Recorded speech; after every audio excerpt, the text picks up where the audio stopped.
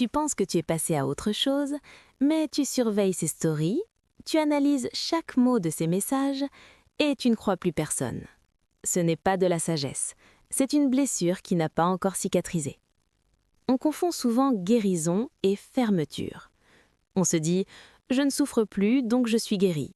Mais non, le vrai signe que tu n'as pas guéri, c'est quand tu as besoin de tout contrôler pour te sentir en sécurité. Tu vérifies son téléphone, pas parce qu'il t'a donné une raison, mais parce que tu as peur.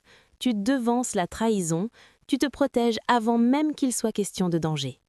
C'est quand tu entres dans une relation neuve avec les armes d'une ancienne guerre. Le cynisme amoureux, ce n'est pas de la lucidité, c'est ta douleur qui parle à ta place. Tous les hommes sont pareils, l'amour ça n'existe pas, je ne fais plus confiance à personne.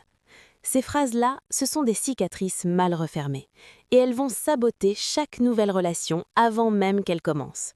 Parce qu'un homme sain, qui arrive avec de bonnes intentions, va se retrouver à payer pour ce qu'il n'a pas fait, et à un moment, il va partir.